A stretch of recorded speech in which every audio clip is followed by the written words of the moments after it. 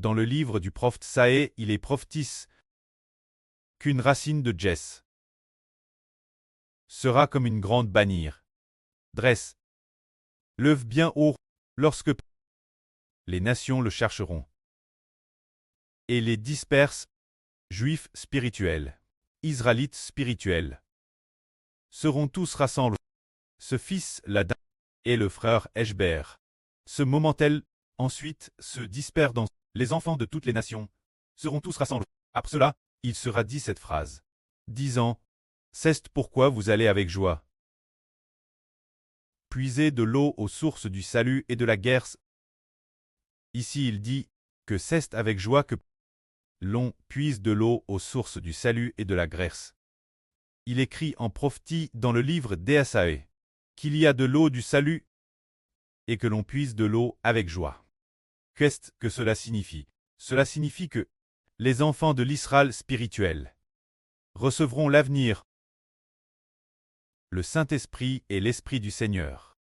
Se dire avec joie, puiser de l'eau aux sources du salut, puiser de l'eau, c'est en puiser pour boire, cela signifie que les enfants de l'Israël spirituel, une fois rassemblent et après avoir détruit par le feu toutes les nations, Dieu nous donnera l'eau de la vie, pour toujours, pour que les enfants de l'Israël spirituel puissent puiser de l'eau avec joie.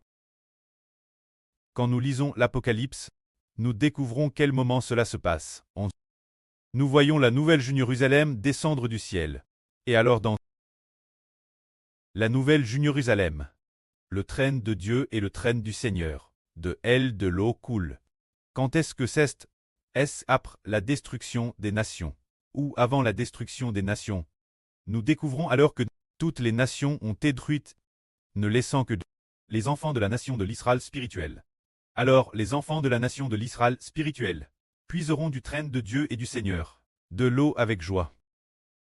C'est dire avec joie, recevoir le fleuve d'eau de la vie, pour que tous les enfants aient la vie éternelle.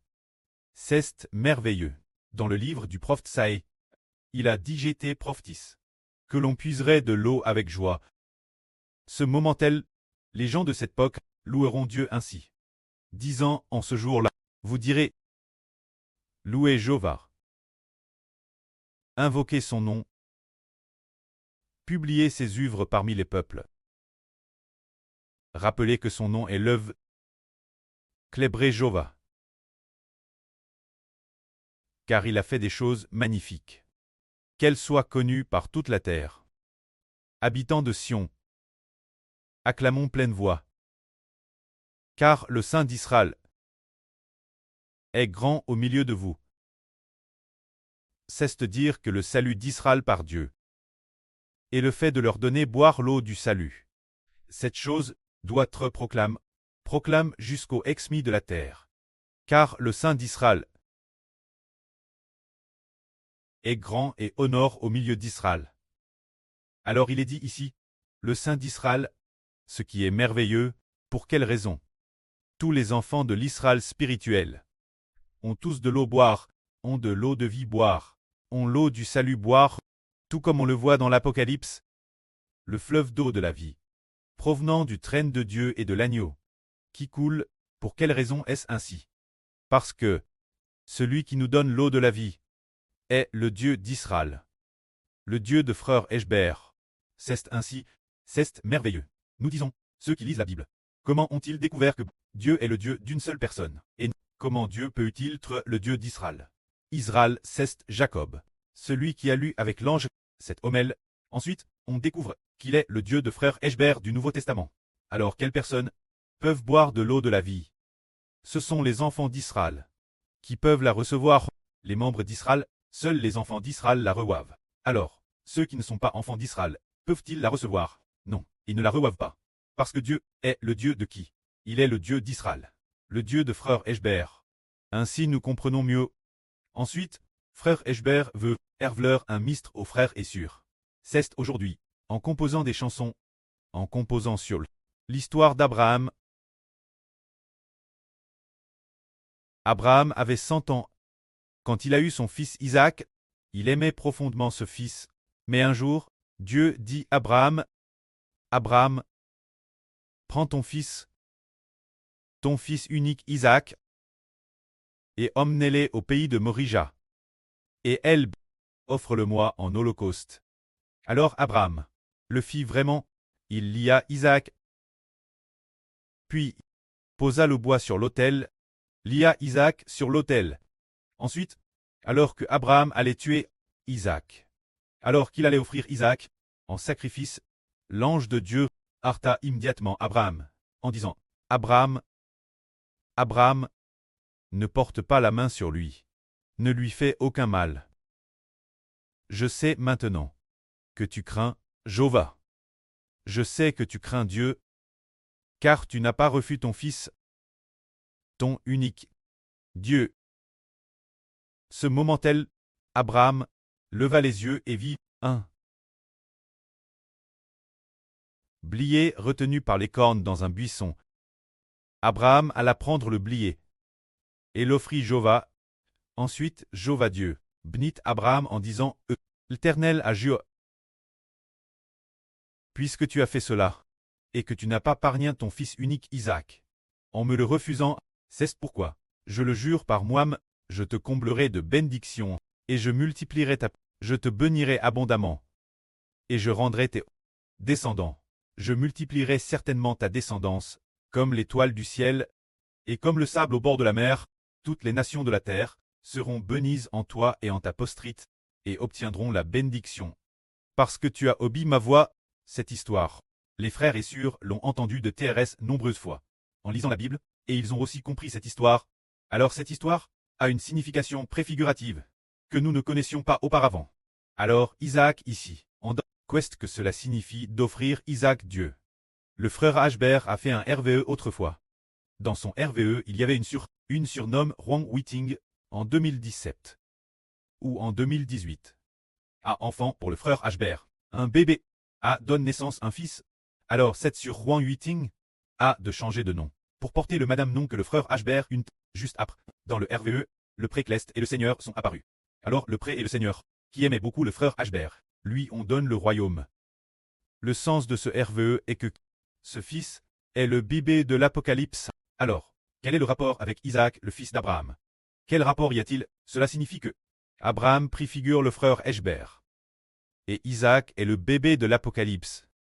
Quand le frère Ashbert est prêt à offrir madame le bébé de l'Apocalypse, Dieu se dire PRT l'offrir en sacrifice Dieu pour qu'il devienne prêtre de Dieu, offrant des sacrifices Dieu, PRT offrir toute leur vie Dieu. Beaucoup doivent être mis morts juste ce que le nombre soit complet. Alors Dieu jurera d'accorder de grandes bénédictions au frère Ashbert, l'Abraham de la nouvelle alliance, en multipliant la descendance du frère Ashbert comme l'étoile du ciel.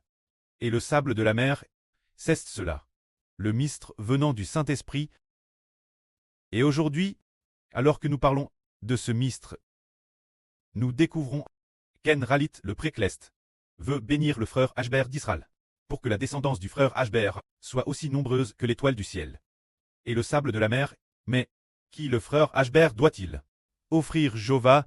Il doit offrir le bébé de l'Apocalypse au pré-Clest, et aussi au Seigneur, bien exerce le bébé de l'Apocalypse.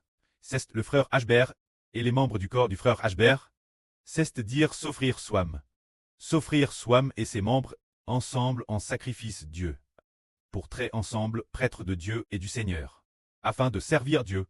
Alors le pré va donner le royaume Israël, alors donner le royaume nous, qu'est-ce que cela signifie? Par exemple, le Seigneur a dit, le royaume de Dieu vous sera enlevé, et donne une nation qui en produira les fruits. Alors, Dieu donne le royaume, une personne, qu'est-ce que cela signifie? Par exemple, Dieu donne le royaume David. Dieu donne le royaume ça. Donner le royaume une personne, alors que l'origine, le royaume devrait être celui de Jéhovah Dieu. Comment Dieu peut-il lui donner le royaume? Cela signifie que Dieu donne l'autorité. L'autorité de régner sur l'Israël spirituel. Cette personne, alors comment le donnait-il? Par exemple, au début, Dieu voulait donner le royaume. Israël, le premier roi du royaume, s'appelait Saül. Comment l'a-t-il donné ça? Il s'appelait Saül, je me suis trompé. Il s'appelait Saül donc. Comment Dieu a-t-il donné le royaume Saül? C'est en envoyant le prophète Samuel, verser l'huile d'onction sur Sal, sur la tête de Sal en disant « Jéhovah t'a établi comme roi. Tu régneras sur Israël. » Ainsi, Sal qui valait gouverner au nom de Dieu. Celui qui devait régner sur Israël tête Jéhovah. Mais Jéhovah donne l'autorité royale de régner sur Israël, Sal. Alors Sal, c'est comme si Dieu donnait le royaume Sal. De la même manière, Dieu a donné le royaume David. C'est aussi le prophète Samuel qui a vers l'huile d'onction sur la tête de David. Et puis, lui a dit, je t'établis roi pour régner sur Israël. Régner sur mon peuple Israël. C'est dire que Dieu a donné le royaume Israël. Ce David, pour que David réouvre le royaume, cela signifie que Dieu a donné l'autorité royale. David. Donner le royaume quelqu'un revient donner l'autorité royale de gouverner le pays cette personne. Dans l'Ancien Testament, nous voyons David, le roi Sal, et nous voyons aussi le roi Salomon. Ces trois rois ont tous un détail en commun. Ces trois rois ont tous été oints par Dieu avec de l'huile, verse sur leur tête par l'intermédiaire du prophète. C'est-à-dire, le roi Sal est loin de Jéhovah. Loin de Jéhovah symbolise que Jéhovah a vers l'huile d'onction. Sur la tête de Sal, donc, Sal devait régner. Ensuite, pour David, David était aussi loin de Jéhovah. L'huile a été verse sur la tête de David, pour que David règne. Plus tard, la mort de David, lorsqu'il était sur le point de mourir, l'huile a de nouveau été verse sur Salomon. Et Salomon devait régner. L'huile d'onction symbolise le Saint-Esprit. Symbolisant le Saint-Esprit appelle loin de Dieu. Aujourd'hui, nous constatons que qui Dieu donnait-il le royaume? Qui le Seigneur donnait-il le royaume? Dieu et le Seigneur ont donné son esprit. L'esprit du pré et du Seigneur. Au frère Ashbert. Le frère Ashbert deviendra l'avenir. Non seulement le frère Ashbert deviendra l'Israël du soleil, mais de plus, il deviendra aussi l'enfant de l'Apocalypse. Si l'on devient l'Israël du soleil, alors c'est bien Esser le pré de la nation. Mais le pré de la nation ne signifie pas être roi. Si le frère Hébert est seulement le soleil, alors c'est Israël. Alors nous voyons que, dans l'Ancien Testament, est-ce qu'Israël a RGN sur le royaume d'Israël, l'Israël de Jacob dans l'Ancien Testament n'a pas RGN sur le royaume d'Israël. C'est David qui a pu régner. C'est pourquoi il faut non seulement devenir le soleil, mais aussi devenir l'enfant de l'Apocalypse. Ainsi, devenir le soleil, c'est être le pré de la nation. Et devenir l'enfant, c'est comme un roi qui revoit le royaume et règne sur tout le pays. Il y a un tel mystre.